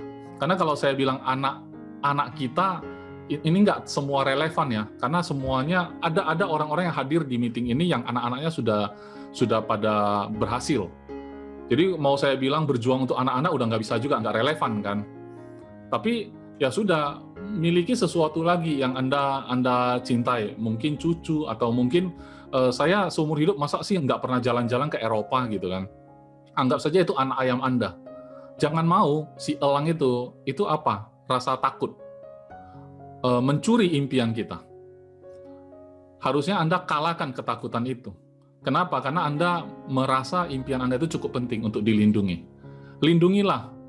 Gadaikan nyawa gitu ya. Kenapa? Karena nyawa ini pada akhirnya berakhir kok teman-teman. Berakhir kok. Gadaikan nyawa kalau nggak digadaikan juga akan berakhir juga gitu loh. Maksud saya kalau sampai dalam hidup kita ini kita nggak pernah melakukan sesuatu yang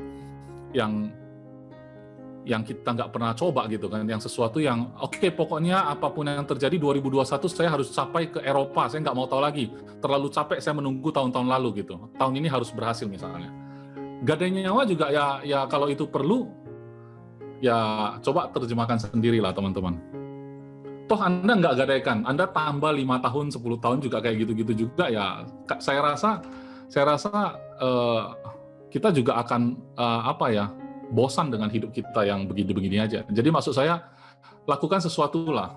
Chandra tadi sudah kasih 3 poin kan? Ada yang catat nggak? 3 poin. Dia mau ngomong poin keempat, dia urungkan niat. Takutnya kebanyakan, takut lupa. Sekarang 3. Masih ingat nggak? Izin lift ya, mau jemput anak. Baru saya tanya. Oke. Yang pertama Chandra bilang, kalau memang kelihatannya besar dan ngeri banget kan, pecah-pecahkan menjadi yang kecil-kecil dulu ya. Supaya tidak terasa itu beban yang besar. Emangnya sesulit apa sih itu Eropa? Sulit lah Pak, 550 juta loh Pak. Oke, kalau Anda bagi ke 11 bulan jadi besar nggak? 50, masih besar lah Pak. Bagi ke minggu gimana? Bagi ke hari bagaimana? Terus sebenarnya apa yang harus dilakukan yang sederhana? Chandra bilang, yang ngomong. Mulai ngomong sama orang. Itu dulu dilakukan, itu adalah langkah awal. Langkah awal ini sangat penting teman-teman. Saya ada satu slide lagi. Saya cuma comot aja dari Google. Sambil dengar Chandra ngomong, tadi saya cari di Google. Ini teman-teman. Anda mau jadikan trainingnya hari ini sebagai day one Anda, atau one day aja, one day. Suatu hari aku akan lakukan pesan Pak Chandra. Suatu hari nanti aku akan tidak takut apapun. Suatu hari nanti aku akan benar-benar habis-habisan. Suatu hari nanti aku pasti capai yang namanya trip PWC. Suatu hari nanti aku akan membahagiakan istri. Suatu hari nanti aku akan bahagiakan suamiku. Suatu hari nanti aku akan sekolahkan anakku ke sekolah yang dia inginkan. Atau ini menjadi hari pertama. Anda mau jadikan ini hari pertama, start gitu, atau Anda mau bilang suatu hari nanti aku akan lakukan. Ini day one atau one day? You decide. Saya sengaja stop sebentar. Bukan koneksi nggak bagus ya. Saya stop sebentar. Saya ingin kita renungkan. Ini adalah hari pertama kita mau berubah. Atau kita cuma bilang, oke lah, suatu hari nanti aku praktekin ini semua ilmu. Oke? Semoga ini adalah hari pertama kita semua. Kalau di gereja, amin gitu ya. Oke. Day one. Day one ya. Oke, kalau day one berarti nggak ada istilah kita nggak produktif. Nggak ada istilah aku takut. Kalau misalkan Anda takut atau Anda tidak tahu bagaimana caranya, ingat langkah kedua yang Pak Hasan bilang poin 2 miss. Pak Chandra tadi pesan, the way you do things mungkin harus diubah. Cara kita kerjakan sesuatu itu harus diubah. Jangan terus-terusan menggunakan cara lama kita. Jangan mentang-mentang kita udah nyaman dengan cara itu, kita pikir itu sudah paling benar gitu. Bisa jadi kita harus explore. Kalau memang itu tidak terlalu menghasilkan, tidak terlalu menjadi day one, day two, day three yang berkelanjutan, Anda harus ubah memang. Nah, Anda nggak tahu apa yang harus diubah. Anda nggak tahu misalnya, karena Anda baru di bidang ini. Oke, poin ketiganya Chandra. Saya rujuknya ke sana aja terus ya. Discuss with mentor atau leader. Kalau Anda nggak tahu caranya, ya boleh discuss kan. Inilah indahnya bisnis asuransi. Anda secara alamiah punya mentor, yaitu leader Anda yang ajak Anda masuk di bidang ini. Tapi secara tidak alamiah, Anda juga punya keluarga besar M3 di sini. Mitra makmur mandiri. Yang orang-orangnya tidak pernah merasa, oh kamu bukan timku. Kamu tanya aja sama leadermu. Ada nggak yang ngomong gitu? Kalau ada, tolong kasih tahu saya ya. Biar kita terminate ya. Di mitra makmur mandiri itu haram hukumnya mengatakan, oh kamu kan bukan timku. Kamu tanya saja sama leadermu. Saya rasa tidak ada yang pelit ilmu di sini ya. Dan kita juga tidak pernah merasa terancam dengan, oke, saya datang ke kantor, saya takutlah nanti tim siapa itu ngelihat closinganku, nggak ada kan. Nah, kalau di tempat lain saya nggak tahu nih, ya. Tapi di sini saya garansi nggak ada. Teman-teman, diskusilah dengan leader atau mentor Anda. Bahkan sekarang juga mentor sudah tersedia secara online segala macam. Anda bisa belajar kapan jam. Kalau Anda telepon nggak bisa tidur ya, insomnia, mau telepon leader ternyata dia udah tidur duluan misalnya. Anda boleh coba lah telepon saya, pasti saya angkat. Kalau nggak bisa tidur misalnya, terus leader Anda sudah tidur duluan misalnya, di telepon udah nggak angkat karena udah tidur, nggak apa-apa, buka YouTube aja. Buka YouTube, di situ ada ide, banyak sekali ide. Anda pengen belajar apa? Bukalah game site, ya. Jam 2 pagi juga bisa itu game site. Tanya El aja, jam 2 pagi bisa buka game site nggak El? Bisa. Bisa ya? Kok kemarin saya coba jam 2 nggak bisa ya? Ternyata kuota habis. Bukan. itu bukan bagian dari masalah ya. Nah, artinya 24 jam satu hari, 7 hari seminggu, 365 hari setahun, Anda mau belajar kapan jam? Sekarang sudah bisa. Jadi bukan alasan bahwa saya nggak tahu skill dan knowledge saya gimana nih gitu kan. Leader saya sih nggak bisa ngajar sih gitu kan. Bukan zamannya lagi mengeluh soal itu, teman-teman. Jadi Chandra sudah kasih 2 sisi mata uang. Itu yang saya lihat ya, teman-teman. Itu yang saya lihat. Walaupun Chandra kasih 3 poin, yang saya lihat itu kayak lagi bahas 2 sisi mata uang. Satu mental, Jangan sampai ada mental block yang menghalangi kita dari kemarin-kemarin, masa sama-sama terus gitu. Yang membuat kita terhalang itu kayak, saya nggak ada transport, jadi gimana? Masa kayak gitu terus? Ya kan? Nah, yang tadi teman-teman sudah dengar dari El, ada agent baru katanya, saya tadi agak salut sih kalau cara dia nelpon balik ke nasabah gitu kan. Secara mental bagus gitu loh. Tapi sisi mata uang yang satu lagi soal skill dan knowledge itu perlu dipoles juga. Teman-teman bisa dapatkan dua sisi mata uang ini untuk dibantu melalui training dan meeting dan juga interaksi dengan leader-leader Anda, teman-teman. Ya, jadi jangan sia-siakan semua yang sudah ada. Semua sudah tersedia. Sisanya apa? Sisanya tinggal alasan aja. Kalau sampai nggak sukses juga, sisanya alasan. Dan selalu alasan itu benar, ya. Nggak ada alasan yang tidak benar. Selalu benar alasannya. Saya rasa itu aja, teman-teman. Karena nggak ada yang mau bertanya, ya saya agak cerewet aja. Thank you ya. Thank you juga Pak Chandra. Oke, terima kasih Pak Is. Terima kasih Pak Is.